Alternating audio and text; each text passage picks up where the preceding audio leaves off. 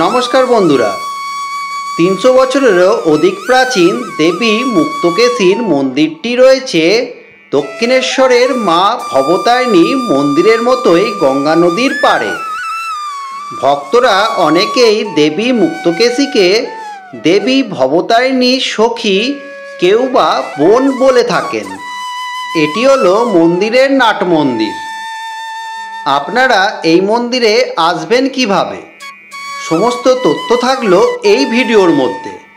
আজকের ভিডিও শুরু করছি।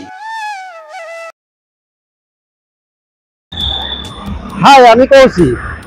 আপনারা কেমন আছেন? আশা করি ভালো আছেন।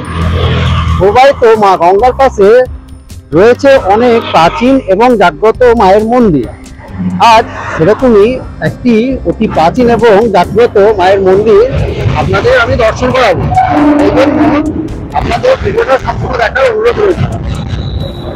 এই মন্দিরে আসার জন্য শিয়ালদা ডানকুনি লোকাল ধরে বালিঘাট স্টেশনে এসে নামতে হবে, অথবা হাওড়া মেল লাইনের উত্তরপাড়া স্টেশনে নেমে মন্দিরে আসার টোটো পেয়ে যাবেন। বালিঘাটে ২ নম্বর প্ল্যাটফর্মে নামার পর এখান থেকে একটা লিফট আছে। এছাড়াও এইদিকে গেলে একটা সিঁড়ি আছে। আপনারা সিঁড়ি দিয়ে নামতে পারেন অথবা লিফট দিয়েও নামতে পারবেন। এই যে নিচে নামতে হবে সিঁড়ি দিয়ে। এই সাইড দিয়ে লিফট আছে, এই লিফট থেকে নিচে নেমে এলাম। এটা বালিঘাট টিকিট কাউন্টার। এবার নেমে এসে এদিকে সোজা রাস্তা। এটা হচ্ছে রাস্তার ডান দিক, আমাদের যেতে হবে রাস্তার বাম দিকে, এদিকে। এটা হচ্ছে সোজা বাম দিক বরাবর হাঁটতে হবে। যাওয়ার সময় উত্তরপাড়া কোন্নগর দক্ষিণেশ্বরের এই সাইনবোর্ডটি আপনারা দেখতে পাবেন। এই যে সামনে সাইনবোর্ড।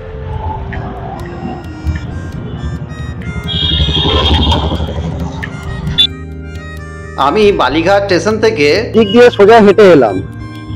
দিয়ে এসে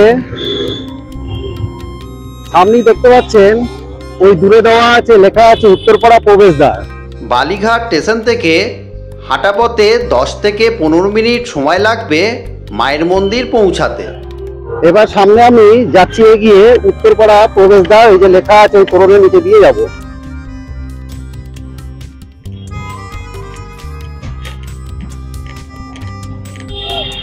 এই যে সামনে এটা হলো উত্তরপাড়া প্রবেশদ্বার। দেখুন, সোজা এগিয়ে যেতে হবে।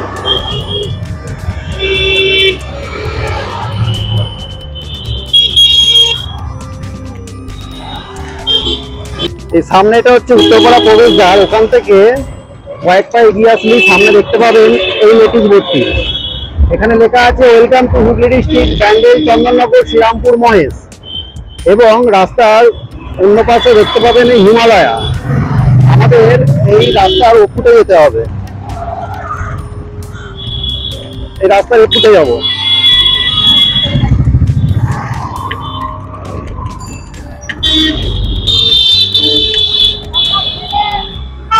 এই ফুটে কিছুটা হাঁটলেই মায়ের মন্দির। চলুন যাওয়া যাক। ওই যে গলি দিয়ে আসার পর সামনে প্যারিমল কলেজ, আর এইটা শিব মন্দির। এদিক দিয়ে সামান্য একটুখানি এগোলি মায়ের মন্দিরের রাস্তা।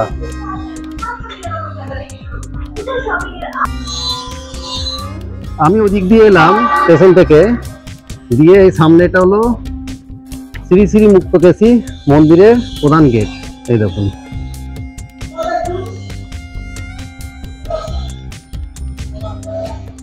মন্দিরের ভেতর প্রবেশ করছি। মন্দিরের ভেতর প্রবেশ করার পর প্রথমেই আপনারা দেখতে পাবেন নাট মন্দিরের সামনে রয়েছে এই হাঁড়িকাঠটি। মায়ের মূল মন্দিরের সামনে রয়েছে এই নাট মন্দিরটি, এবং মেঝেতে করা রয়েছে খুব সুন্দর আলপনা। এছাড়াও নাট মন্দিরটির চারপাশের দেওয়ালে রয়েছে অনেক দেবদেবীর ছবি। এক পাশে রয়েছেন মা শারদা, তার ঠিক পাশে রয়েছেন ঠাকুর রামকৃষ্ণ পরমহংসদেব, এবং রয়েছেন স্বামী বিবেকানন্দ। মূল মন্দিরে প্রবেশ করার সময় দেখতে পাবেন দেওয়ালে রয়েছেন মা কালী, মা দুর্গা এবং অন্য পাশে দেওয়ালে রয়েছেন ভোলেনাথ এবং গণেশ ঠাকুর। সিঁড়ির 2-3টি ধাপ পেরিয়ে মায়ের মন্দিরে উঠতে হয় এবং মন্দিরে রয়েছে একটি ঘণ্টা। খুব জাগ্রত এই মন্দির, মনস্কামনা জানালেই পূরণ হয়, তাই বহু ভক্ত আসেন মনস্কামনা পূরণের জন্য। এই মন্দিরে দেবীর সাথে রয়েছেন মহাদেব এবং গণেশ ঠাকুর এবং রয়েছে কোষ্ঠী পাথরের বিশাল আকারের শিলা। দেবী মুক্তকেশীর সঙ্গে এই মন্দিরে প্রভু জগন্নাথ দেবেরও পুজো করা হয়ে থাকে। নাট মন্দিরের সামনে রয়েছে মায়ের মূল মন্দির, যেখানে বসে ভক্তরা মাতৃদর্শন করেন। এছাড়াও মায়ের মন্দিরের পূর্ব দিকের দরজার সামনে রয়েছে অতি প্রাচীন এই বেলগাছটি। এই বেলগাছটির পাশেই রয়েছে ঠাকুরের ভোগ রান্নার ঘরটি এবং বেলগাছটির পাশে বিরাজ করছেন মহাদেব পুত্র শ্রী গণেশ ঠাকুর। এই মন্দিরের রয়েছে অনেক ইতিহাস। কথিত আছে আজও দেবী মুক্তকেশী গঙ্গার ওপারে দেবী ভবতারিণীর সাথে দেখা করতে যান। ভক্তদের অনেকে দেখেছেন ভোরবেলায় এক লাল পেড়ে সাদা শাড়ি পরা বধূ মাথায় ঘোমটা দিয়ে ঘাটে নামছেন, তারপর আর তাকে দেখা যায় না। এমনটাই নাকি হামেশাই ঘটে এই মন্দির ঘাটে।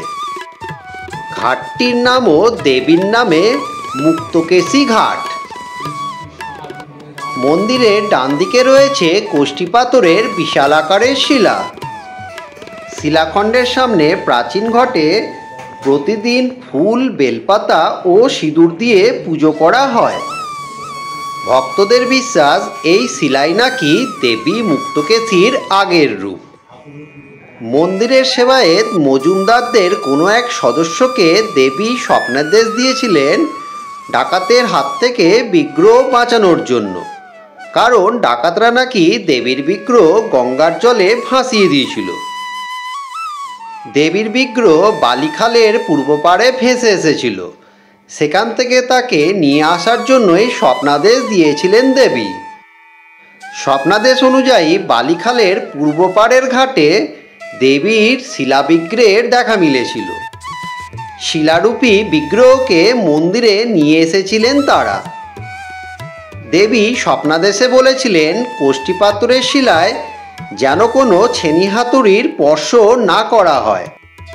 স্বপ্নাদেশ পাওয়ার পর দেবীর অন্য একটি কোষ্ঠী পাথরের মূর্তি মন্দিরের বিগ্রহ হিসাবে আনা হয়। শিলার পাশাপাশি সেই কোষ্ঠী পাথরের মূর্তিরও পুজো করা হয় মুক্তকেশী মন্দিরে। মন্দিরের নাট মন্দিরের পাশে পূর্ব দিকে গঙ্গার পাড়ে রয়েছে খুব সুন্দর বাঁধানো এই জায়গাটি। মন্দিরের ভেতরে যেমন আছে অতি প্রাচীন একটি বেলগাছ, এখানে রয়েছে একটি প্রাচীন অশ্বত্থ গাছ। এছাড়াও রয়েছে আরও অনেক গাছপালা এবং সুন্দর বাঁধানো বসার জায়গা। মৃত্তিকা দ্বারা নির্মিত এই ঠাকুরগুলি রোদে শুকোবার জন্য রাখা হয়েছে। মন্দির প্রাঙ্গণের প্রাকৃতিক পরিবেশ এতটাই শান্ত এবং সুন্দর, এখানে এলে মন খুব শান্ত এবং আনন্দে ভরে ওঠে। খুব সুন্দর এই জায়গাটি।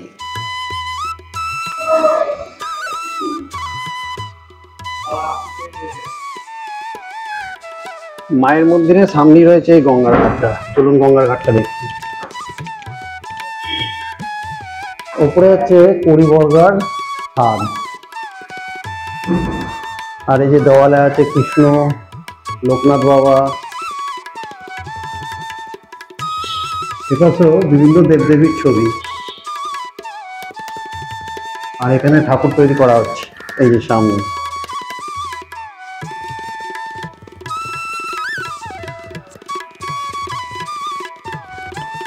আর এই হলো সামনে দক্ষিণেশ্বর মা ভবতারিণী।